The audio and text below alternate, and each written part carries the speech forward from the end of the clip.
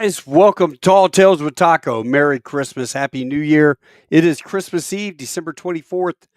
Before all the festivities kick off at the Taco Bell Casa, I just wanted to say Merry Christmas and get on and talk about the highlights of 2024. 2024 has been just an awesome year. This podcast, as I've said every year, is just a hobby, just something fun to do. I enjoy talking to people.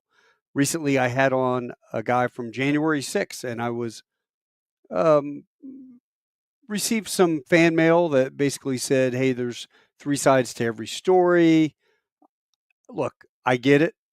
Um, while I kind of disagree with the way he showed up and all that stuff, now doing a little more research into it, I still will not deny somebody the opportunity to talk. And that being said, some of the rest of the programs that I've had on the show, the very quiet, small podcast called Tall Tales with Taco, um, essentially, when I look back on it, the highlights of the year. This time last year, I was sitting with Heater Heatley at his apartment townhome in Alexandria, Virginia. And he was facing some very serious decisions in life. Um, he wasn't able to get the treatment that he needed for the cancer that he received from being stationed as a secret MiG pilot out at Area 51. Now, has he ever seen any UFOs? I don't think Heater would actually tell us if he did. Maybe, I don't know. But we started a fundraiser, and I got to thank each and every one of you. We raised over $100,000, folks. That's 100,000. I put my mouth. I put my money where my mouth is, and I gave a thousand. I was the very first one, and you guys raised $99,000 for Heater, which enabled him to take and complete a bunch of experimental treatment, which has definitely helped him out. So, from the bottom of my heart, thank you all out there in the interweb for taking care of a guy who otherwise probably wouldn't make it, and who is also one of the heroes for every single gold winger out there. I keep his book right next to my desk, right there. So if you guys can find this on eBay, good luck. If you find this is about $500 book now. Don't break in my house to try to steal it. It's signed by Heater. I'm very proud of this thing. Actually, when I look at this, it brings back memories of 1987 when my mom, 24 December 1987, to my beloved son, Mitchell, on Christmas 1987, here are your dreams in living color, and may God bless you in the coming years. I love you, Mom. And I tell you what, Heater is a guy that got me through a lot of difficult times in my life, because if it wasn't for Heater and this book, I honestly probably wouldn't have made it through flight school or college after my sister died in 1987. Um, but it's just, one of those things. This is such a great book. And he wrote, Mitch Taco Bell, here's a look at what it's like to turn and burn for a living. Thanks for Top Gun Days 2022. All the best, Heater Heatley. I am proud to say I call that guy a friend. And so, because of you and your actions, we raised over $100,000. That was a huge deal for 2024. Let's see what else was really big in 2024. Some of the interviews I had. Uh, Three different Helo pilots. Now, for those of you that know me, I'm a fixed wing guy, KC-130s in the Marines. I've always had a fascination with Helos. And in flight school, you get three choices. You get based off your grades, based off the needs of the Marine Corps, and what you want is what they would give you. Three choices: jet, props, Helos. And I just was happened to be fortunate enough to get props. And when I selected back in 1990, the top guy was a guy named Andy Dingee. And Andy ended up going to Harriers. The number two guy, he wanted Helos and to be a Cobra pilot. So he went Helos. I put props and I got C-130s. So very fortunate. And I can say this now, I'm mentoring and have mentored so many young Marines and naval aviators in their future careers and over the years.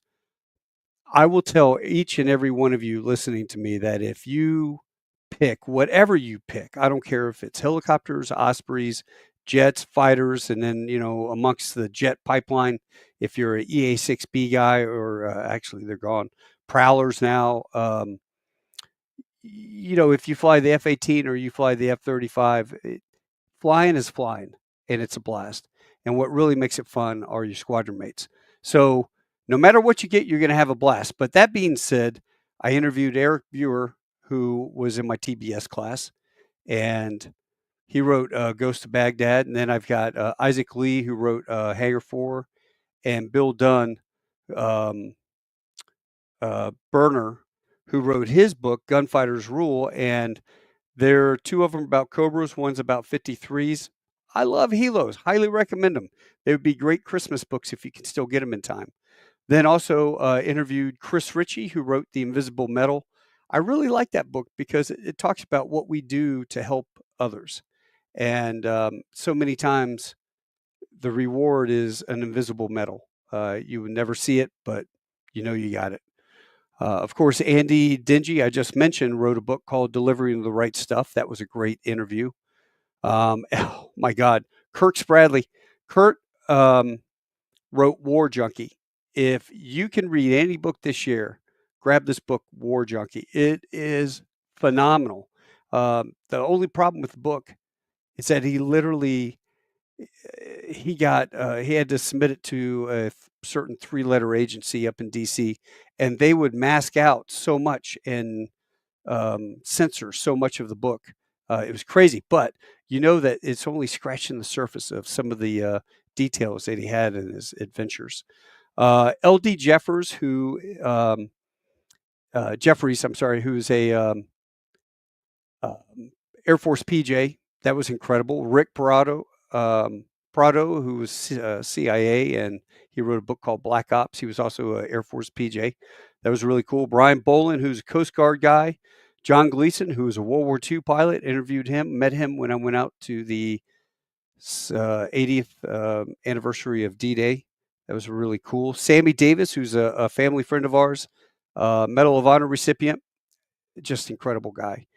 Pete Barnett wrote Rum Runner with a buddy of his. Really enjoyed that. That's a 1920s post World War One prohibition, late 20s, I guess, book setting. Really cool.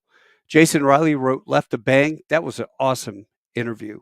And then something that happened just recently, I really enjoyed this. So I've got a friend down in Australia who Baz built an entire, if you've ever watched Battlestar Galactica, I put his picture up on the beginning of the show.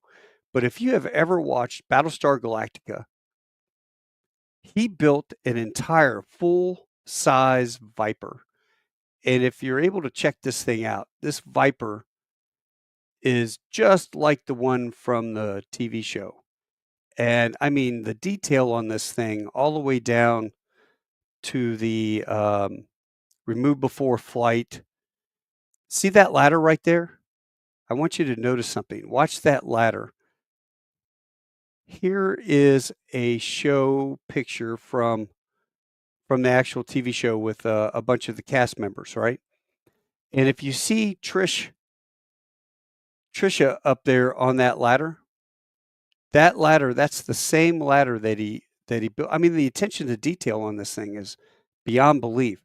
And if you look at this folded deck, this is the trailer that he uses to move the Viper around. He detaches the wings and stores those, and then the sides all fold up. But when they're down, it's got a walkway so you can go directly right up to the ladder and climb up into the Viper. That to me was the coolest thing. Just love that. So my buddy Freddie Joe, as a matter of fact, Freddie Joe, Scott Gibson, they're going to be on the 200th anniversary episode. This one is S5E187. So we're counting down. We're just a few months away. We'll have the 200th show, season 6, and that will be featuring Freddie Joe and Scott Gibson. Well, when I was talking to Freddie Joe, I mentioned, because he's going to Australia to go film a movie down there, I said, while you're down there, you've got to go see this guy Baz and just look at the Viper that he built. I mean, this thing is better than the Hollywood production, the inside and the whole 9 yards.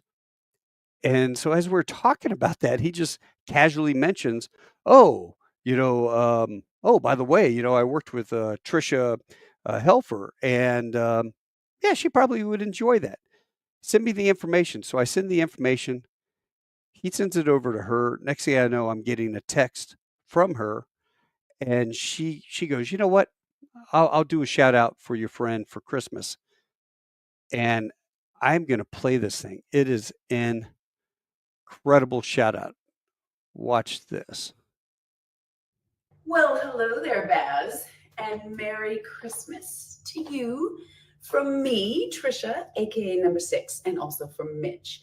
Mitch wanted me to wish you a Merry Christmas, and I watched a bit of the video podcast between you guys, and I have to say I was just so super impressed with your 7-year creation, and your attention to detail. It's fracking amazing.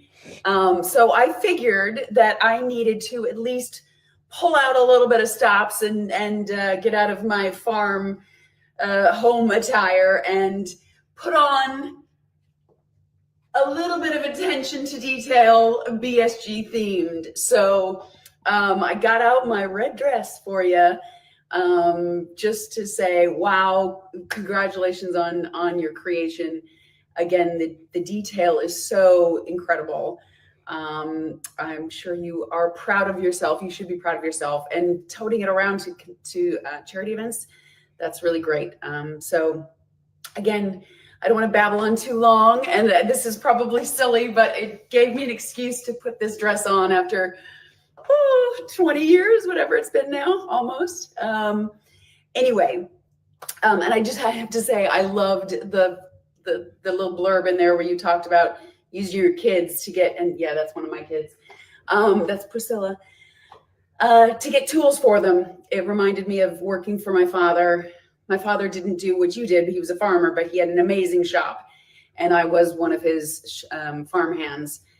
I know what a large vice grips is. I had to, but my dad, I wouldn't have put it past him to label like you have labeled your shop and all your tools. But yes, it reminded me of my father and his shop, but he didn't do it for modeling and creating full-size Vipers, for crap's sake.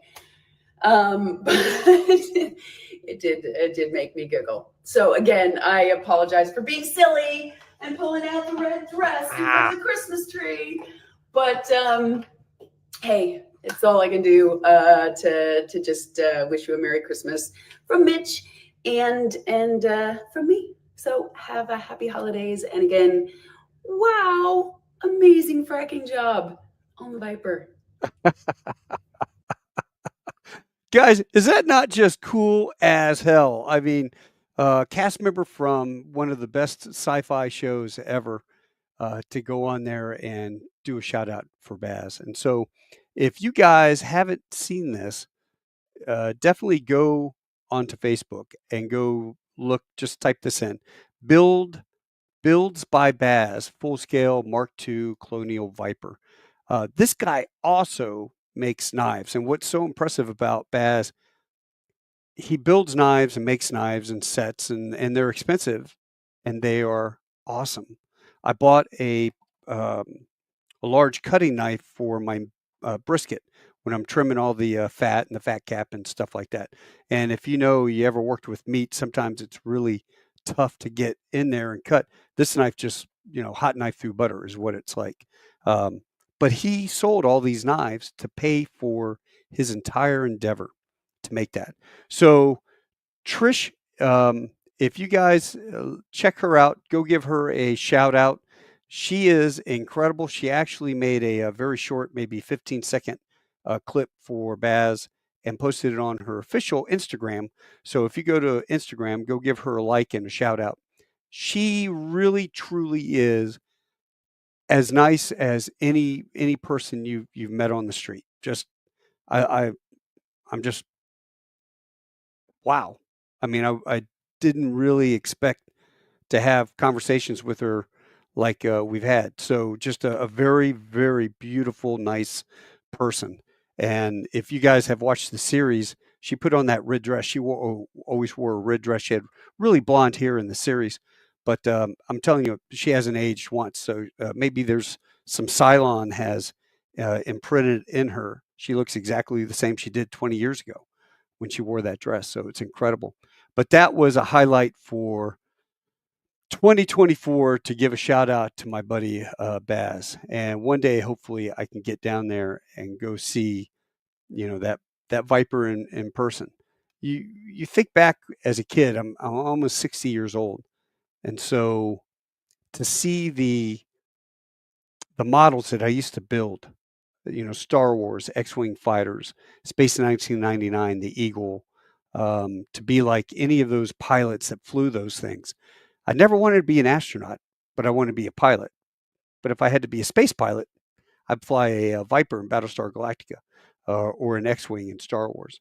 So call me a geek. Yes, I'm a little bit nerding out here. I do have uh, my stormtrooper guard in the office back over here. So kind of fun. Anyway, that was the highlight of 2024. But I wanted to throw out there, I see a couple people online. If you guys have any questions or anything you wanted to ask, now would be the time. Magic of Zelda, Merry Christmas. Merry Christmas back to you. We're going to be watching Jimmy Stewart tonight on It's a Wonderful Life. And if you guys haven't ever watched that show, you really need to do it. And if you all don't realize, Jimmy Stewart received an Oscar in 1941, but turned around like so many of the Hollywood actors of the day and joined the military. Well, because he was a private pilot and had all of his ratings, they made him a flight instructor. And people were kind of, awed to be sitting next to a Hollywood star like Jimmy Stewart. I know that was probably, um, to him, a little, hey, I want to get into the fight, be with the boys, not train them and send them over to fight. And he volunteered basically to go over and fly B-24s in Europe. The incredible part about that is all the missions that he flew, he experienced all the flack and all of the depression of going out on a mission and losing, basically, 130 men out of his squadron. He went up and rose through the ranks pretty quickly, as you can imagine, when you're losing about a third of your squadron every mission. Eventually, he went out. I guess he got sent back to the States for recovery because he kind of got flak happy. If the PTSD and the flak really drove him into a spiral. But after the war, when he got back, he figured his career was shot. As you can imagine, most of these young guys, they were 18, 19, 20 years old. Well, he was in his early 30s, late 20s, early 30s, but he came back looking like he was probably 50. War ages you pretty good when you're in conditions like that. His first movie back, he's talked about wanting to do a comedy, rom-com type thing, but he was offered the chance to do It's a Wonderful Life. And when Jimmy was on the bridge, or actually, I think he was at the bar, he was praying, maybe he was on the bridge, and he was praying to God to take it all back. Um, that was real emotions. That was all the PTS coming out of him. The people on the set were just shocked, and it was a very emotional scene for him, which comes across on the film. You can't fake that. Well, that really helped him out a lot, and because of that, that got him back into Hollywood, and he picked up his career and took off again. Where so many didn't, I think. So many were unable, and so many probably because of the stuff that they learned, were able to play that so much better on the big screen. You look at actors like Lee Marvin. Um, Lee Marvin was a Marine. I'm sitting there thinking of some of the other guys. Help me out, George Honaker. I know you're there. Um, there were a ton of Marines that joined. Ed McMahon was a fighter pilot. I know that. Um, there was Tyrone Powers, very famous guy. He was in transports out on the West Coast in 352 in the Marines. Magic of Zelda says Strategic Air Command, 1955 is a classic. It is a classic. That was an incredible deal. And to know that he rose to the rank of Brigadier General in the Air Force when he left. Jimmy Stewart. He would always say stuff like, I'm gonna buy a truck, see, and I'm gonna go travel, right? I'm gonna build skyscrapers and Parthenons, and I'm gonna do things with my life, Mary. I'm not gonna sit around this little town and have to deal with Mr. Potter. I love that guy. So if you get a chance tonight, watch It's a Wonderful Life. Let's see, what are the other Christmas movies, George? We're gonna have Die Hard. Die Hard's a Christmas movie. Um, make me correct myself. Die Hard is a Christmas movie. Trading Places, that's a Christmas movie. Good redemption in that. Let's see, what else is a good Christmas movie for you? Home Alone, that's a Christmas movie. Christmas Time movie. Not really a good action Christmas movie. Let's see, what else could I say? My wife likes The Holiday, that one where the girl from the Titanic goes from England over to L.A. and Jack Black's in it, and the L.A. girl goes over to England and stays in a little cottage. That's actually kind of cute. Let's see, what other movies would we watch? We don't have cable anymore, so we can't watch any of the Peanut stuff, which was always great classics as a kid. The Abominable Snowman, Rudolph, Red-Nosed Reindeer, all that fun stuff. Anyway, I think that's it. If you guys have any questions you want to ask, feel free to put them on there while I'm just sitting here going off. Krampus. Oh, no. Krampus is a horror film. What are you talking about, George? Oh, you know what? I do want to do this. If somebody has a guest that they would like to send my way, I'm going to give you my email. One thing I don't have is a producer. It's just me finding interesting people I enjoy talking to. But I will tell you this, if you have somebody that you think would be interesting, email me directly. There you go, talltaleswithtaco@gmail.com. That is the address. Send me their contact info. Make sure you check with them first. Don't just give me a name. This has got to be somebody you know. So if you know somebody that has great stories, is a great storyteller, a lot of fun, energetic, and not somebody I have to pull teeth out of, pull their teeth to get them to talk, please send me an email, talltaleswithtaco@gmail. And I need their name, their phone number, and an email. So when you talk to them, tell them this is what we're looking at. We're looking at doing a video chat with Taco on StreamYard, because I'll just send him a link. He'll get you on there, either tape it to play, or we'll do it live. Like right now, we are live. This is not taped. So as you guys are sitting here talking to me, Bruce, Merry Christmas to you, brother. And you guys are sitting there talking to me. You got me live, man. I am sitting in the casa. It is raining here. Got up. Oh, so my goal for 2025. I have gotten fat.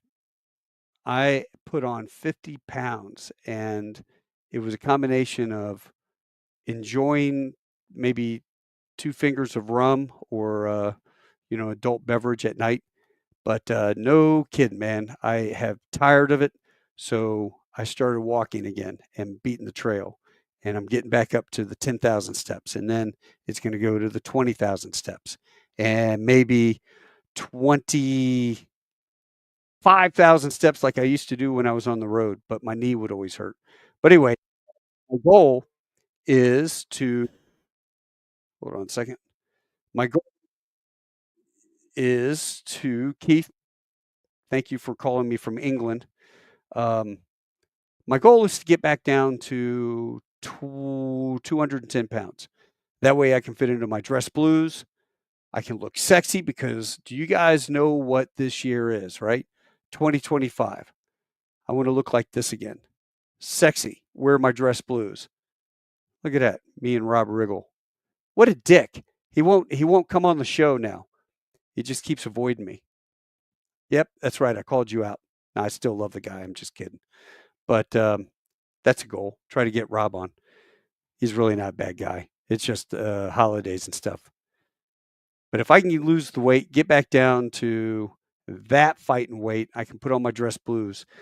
This year, 2025, is the 250th anniversary of our beloved Marine Corps. And guess what?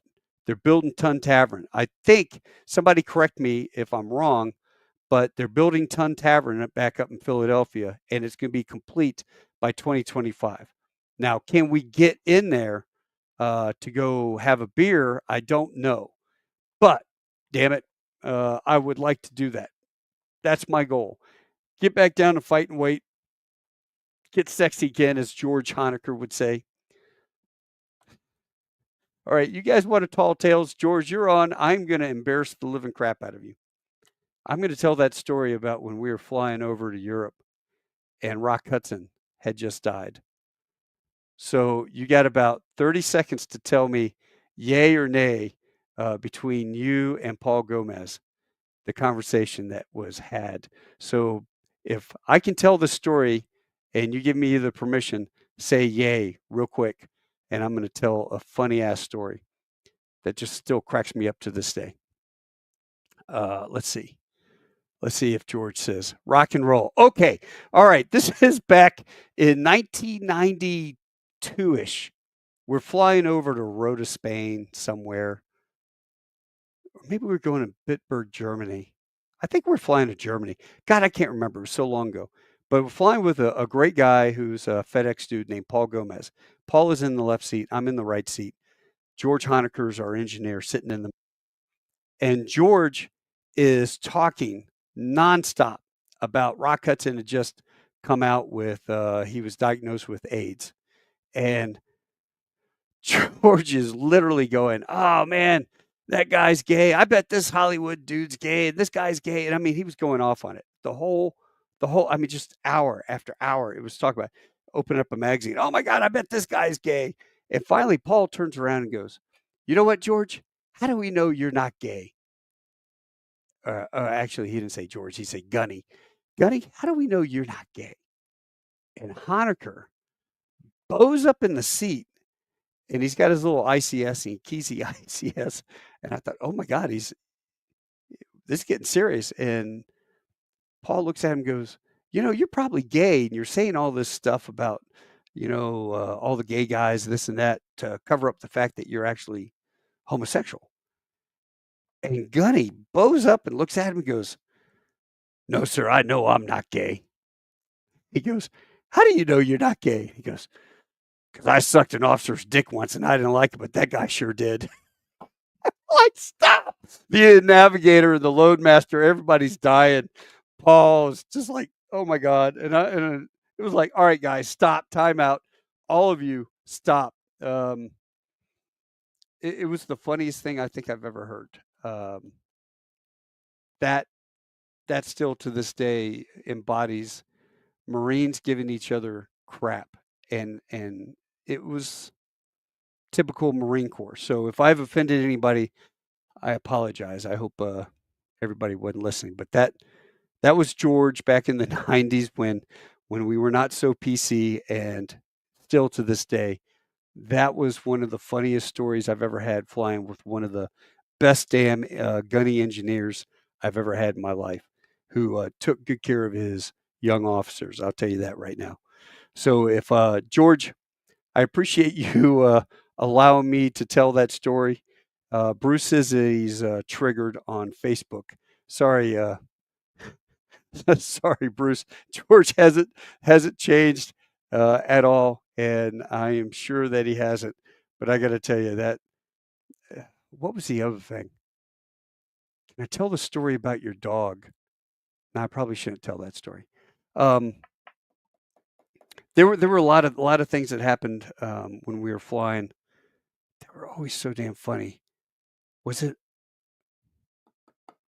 Oh God, George, help me out. Who was the guy that had the cowboy hat? The gunny that carried a cowboy hat in the cowboy holder. He had a container for the cowboy hat. Oh crap! And it was the worst combination of everything. It was Rob Lucy who knew everything. Don, yes, Don Raphael, the Don Raphael. This guy could smoke 5 packages of cigarettes and then go out for a 3 mile run and smoke all of us. That guy was incredible. Anyway, you had Rob Lucy. We called him Spock. That guy literally knew everything.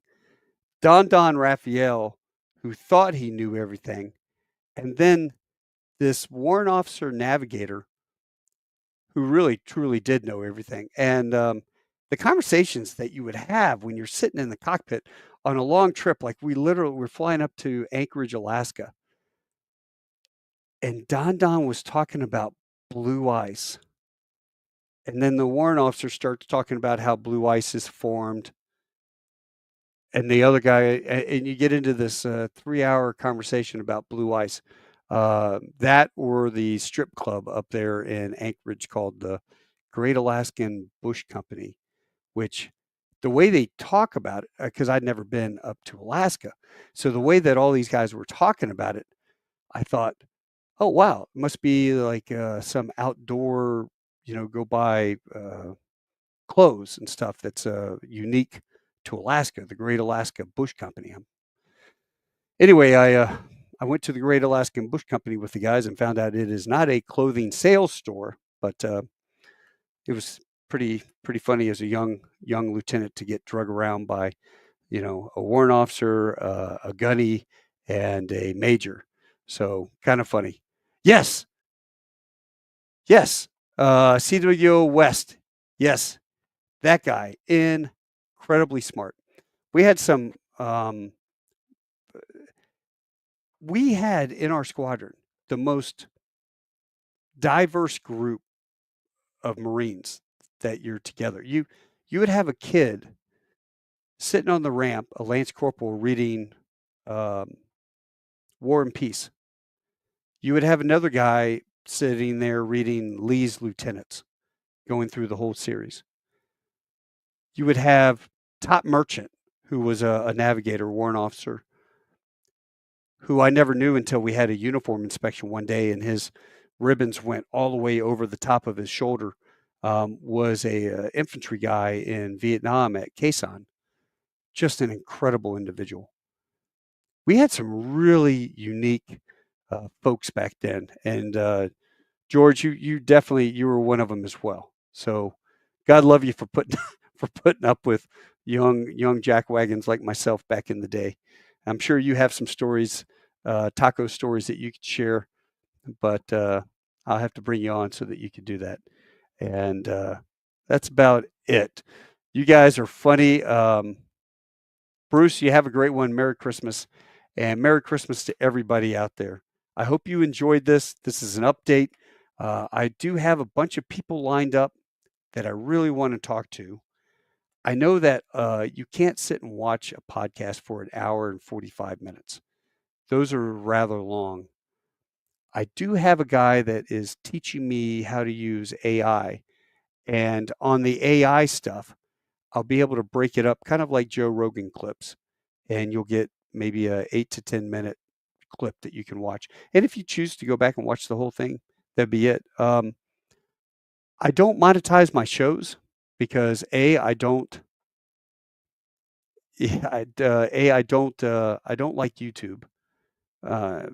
because if I put something on there and I'm talking to George and we're talking about Iraq or whatever, the bots hear keywords and they'll go in there and they'll say, back when I was monetizing, because I don't know, like 600,000 views, 37,000 hours, I think are the stats, 37,000 hours of view time. So I could monetize this easily, make money.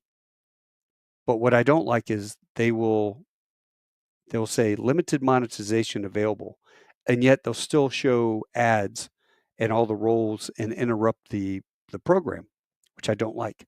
And I make enough money as a in my job that I really don't need money from this. But I think I'm going to monetize the clips. And then my buddy Chuck Ziegenfuss has a deal where he raises it's Hero Labradors, and Chuck raises these beautiful animals, and that's his passion, that's his life, and he gives back to all of our veterans that need service dogs. So these dogs that he raises are just they are the best of the best in terms of labs. So if I make any money off the clips, I think I'm just going to donate that money to Chuck. So stand by in 2025. If that turns out all right, then I'm going to definitely do that. Tim, Dick, great to see you. And I need to do an interview about the P-51. That's cool. You need to document that and get a bunch of little clips of you flying the P-51 back. I definitely want to see that. That's going to be really cool. And George, just remember that we can't tell all the stories. Yeah, you're right. Yeah, you're right. I have to put it in a book and call it fiction. So one day when I retire, I'm going to take a contract with a buddy of mine, and we're going to go over on the cargo ships and shoot Somali pirates, I think. And uh, that's the big joke. You can take a contract. You don't have to kill them or anything. Just put enough rounds down range that the guys don't board your ship. But yeah, sit there in your wardroom till you hear the one MC call you up to the wings and work out and write my book. So we'll have to see what happens. That's it until next year. You guys enjoy yourself. Merry Christmas. May you have a blessed new year. You know what? We were talking about this the other day. You guys can have all the money in the world. You can be rich as Midas. But if you don't have your health, all the money in the world doesn't do you any good. So live life to the fullest, right? Because right now, my dad is dealing with bladder and prostate cancer. And so we're starting the chemo. If you guys would keep my dad in your prayers, I had him on the podcast twice. Great individual. Love my dad. So we're starting the chemo January 6th and the radiation. So definitely do me a favor.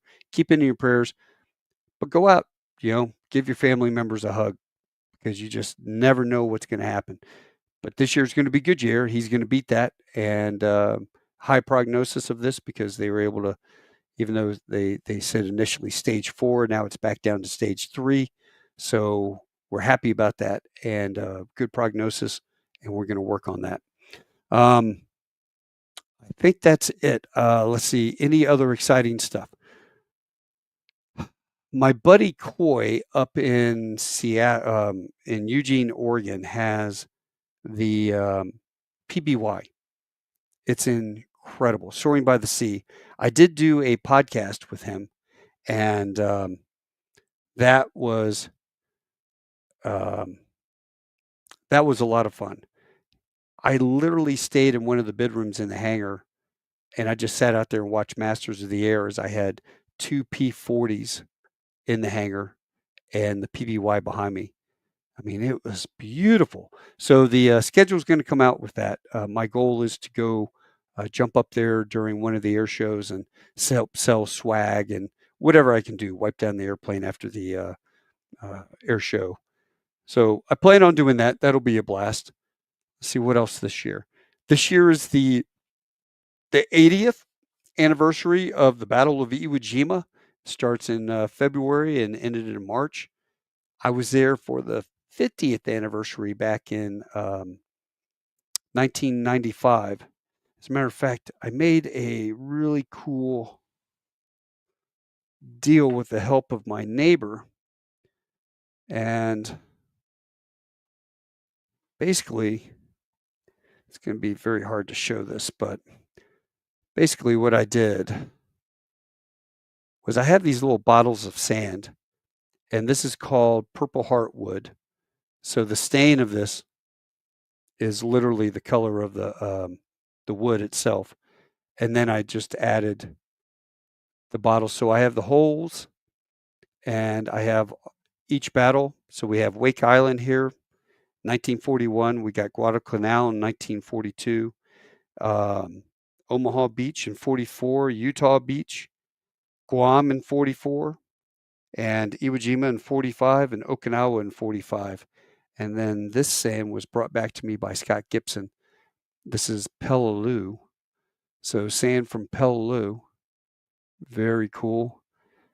And I was there for the 50th anniversary at Iwo Jima, and I really would like to go back for the 80th. There won't be as many vets.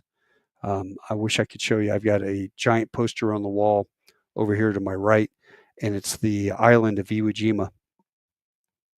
And what I did was I had it laminated by the Intel weenies, Intel geeks up there in their office. They pulled out a map of Iwo Jima and they laminated it. I rolled it up and took it with me on this trip. I was there for 2 weeks. And we, the last day that the vets were there, I had each one autograph the map. And then I had it framed and put into a poster. And I'm sure at least 90% of all of those folks are probably gone. There are very few left that are able to travel that well. Don Graves is one of them. He's our local hero. Don, he definitely he would go back if he can this year. George, I'm signing off. It's raining here. Also, I need to walk my mother-in-law back to the shed. Don't want to waste the new heater gas bottle. Yep. No worries, brother. It was good hearing you on here, and thanks for letting me tell that tall tale, even though it's not politically correct. It was a lot of fun. Yeah, flying with you was a blast. Until then, you guys take care. If you can think of anything that you want me to work on this year, anything I can do better as a host, presenter, I'm all ears, man. This is not my job. This is just a hobby. It's just fun. And it really makes me feel good when people tell me, hey, I watched that podcast. I'm like, really? You did? When I look through some of the podcast, it really amazes me when I go through the lifetime of the podcast. Coy's PBY has had 16,000 hours of view time, watch time, almost 17,000 hours. Dave Holland, I did an episode in season 3, episode 84. Dave Holland did a walking tour of the Battle of Guadalcanal. Just incredible guy. One of the very first shows that I ever did was episode 12, and that was with Chicken Hawk. It was about the book Chicken Hawk, Bob Mason. That was incredible. And of course, Top Gun, the podcast, I did 5 of them, but one of them has almost 2,000 hours of view time. And of course, CJ Heatley, he has, in his own right, 1.2 thousand hours of view time. And then More Heater has about 1,000 hours. And then my buddy down in Australia, he wrote No Man's Land, and I called it When Hal Takes Over. That one has received over 817 hours of view time. Episode 6, Taking Chance. That was a great episode. Mike Strobel, who wrote Taking Chance, it was an email after action thing that he just sent out to a few friends. It went the first viral email ever, probably, and went around the world via Marine Corps internet, and then got out, spilled out into the civilian sector. That one had 500 and 512. Yeah, 512. Just crazy. So anyway, some good stuff. And yeah, I just got to think. Come on, Taco. Why do you think this guy was in the Capitol in a helmet and a tack vest? This is talking about my interview I did with um, Larry Brock, who was in the Capitol. You know what? I didn't see the pictures of him in that stuff until later. It was crazy. But I will interview everybody. It's crazy. Well, listen, you guys have a great one, and love you guys until next week, or actually next year. Adios, hasta luego, sa wiedersehen, tschüss, sheshini, au revoir, domo arigato gozaimasu, tano shinde kudasai. Oh, wait a minute. Magic of Zelda, what'd you write? The video I watched was your interview with Dean Caswell. You know, Dean Caswell, he's passed. Incredible guy who actually in the interview, do you remember he talked about chasing UFOs? Kind of crazy. And he also flew over the Yalu River and shot the Chinese air base, the MiG base. So kind of an incredible guy. Yeah, that guy was incredible. Yeah. So I appreciate it. Magic of Zelda and lot of other interviews in there. I think if you go back in time, somewhere in the 30s or the 40s, I interviewed Huggins, who was a YouTube pilot. To me, my favorite interviews, that one and the ensign aviator Leakster, Jerry Leakey. He was funny, and it was really enjoyable. But God, man, I'm already sitting here spewing crap for an hour. Nobody's going to watch this. You guys have a good one. Take care, and we'll see you all next time. Let's see, what should I do here? Oh my God. Media, they've changed the format of my thing around. So I'm going to do this one. This was always kind of fun. Yeah, do this.